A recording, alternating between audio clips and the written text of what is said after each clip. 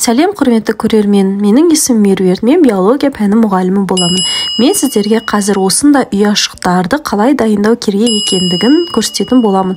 Бұл ұяшықты әртүрлі сабақтарда қолдануға болады, және де басқа да мақсаттарда қолдансаңыз болады. Ең алдымен Google-ға осылай flippetit.com деген сайтты жазып аласыз, яғни бұл платформа арнайы осындай сайтта орналасқан. Осындай flippetit.net деген сайт шығады, соны басып кіресіз. Осының ішіне кірген кезде төбесіне санағанда үшінші тұрған quiz show деп тұр, аты сол жерде instruction деген бөлігін басасыз. Сізге осындай сол тестті, яғни викторинаны құрастырудың этаптар жазылған. Ең алдымен осы жерде step 1, яғни step 1 деп тұр. Соның ішіндегі сарымен белгіленіп тұрған this template деген жерін басасыз. Сізге осындай Excel не шығады, создать копию дегенді басасыз. Басқаннан кейін сізге осындай Excel шығады, яғни бұл жерде ең алдымен жоғарғы жағында категориялары, қандай бөлімдер бойынша сұрақтар қойсаңыз болады. Мына жерде жанында 100 балл, 200 балл, 300 балл, 400 балл, 500 балл деп жазылып тұр. Және де сұрақ, жауабы жазылып тұр. Ең алдымен бұл жерге біз өзіміздің сұрақтарымызды жазып, және астына жауаптарын жазып шығу керек. Ең алдымен мен мына жердегі артық бөлімдерін өшіріп тастаймын, себебі өте көп болып кетті. Маған бір 4 бөлім ғана жеткілікті болады деп ойлаймын.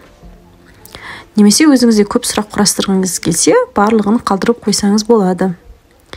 Ең алдымен мысалы категорияларына жазып шығайық. Мысалы мен ең алдымен биология деп таңдайын. Биология пәні бойынша сұрақтар қойылады. Келесіне мысалы химия деп жазсақ. Одан кейіне мысалы география. Бұл бөлімдер сіз өзіңіз таңдайсыз, яғни қандай пән бойынша, кез келген пән бойынша да сұрақ дайындауға болады, немесе бөлім бойынша арнайы бір мысалы кино, музыка деген сияқты таңдай беруге болады. Ең алдымен мына биологияға сұрақтар жазамын. Менде мына жерде дайын сұрақтар тұр. Соны алып қоямын. Мысалы, зоология нені зерттейді деген сұрақ. Зоология ғылымы зерттейді. Зоология ғылымы мысалы жануарларды зерттейді. Осылай астына жауабын жазып шығамын. Солай сұрақтарын қойып шығамын. Яғни барлық сұрақ, жауап. Астына үстіне сұрағын, үстіне жауабын осылай жазып шығу қажет болады. Мысалы, келесі химияға сұрақ қойайық. Су неден тұрады? Жауабы сутегі және оттегі. Сол сияқты географияға да сұрақ қойып шығасыз, физикаға да сұрақ қойып шығасыз. Енді ол физика, химия, география, биология. Осылай сұрақтың барлығын жазып, жауабымен жазып болғаннан кейін, осы жерін бассаңыз, файл деген жер, поделиться деген жер бар. Сол жерде опубликовать, интернет деген жер бар. Сол жерде опубликовать деп басасыз, осылай окей деп басасыз. Одан кейін осындай ссылка шығады. Содан кейін бұл жерден мына жерін X деп басасыз да.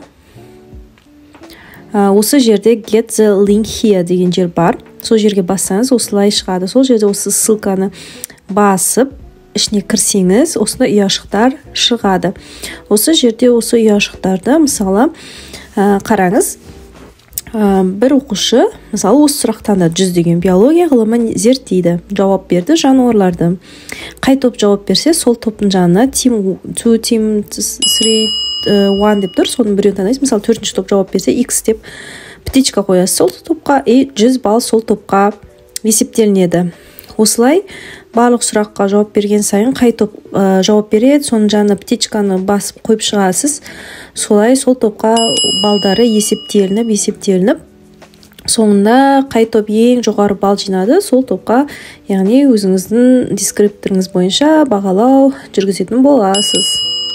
Осылай әрбір топтың балы есептелінеді. Мысалы, мына жерде 2-ші топ пен 3-ші топтың балы бірдей болып қалған екен. 4-ші топ 800 балл, 1-ші топ ең аз балл жинапты. Егер де осы видео сіздерге өте пайдалы болса, бізге комментарий жазып, лайк басып, парақшамызға жазылып кетіңіздер. Алдағы уақытта өте көп платформалар туралы бөлісетін боламыз. Сау болыңыздар.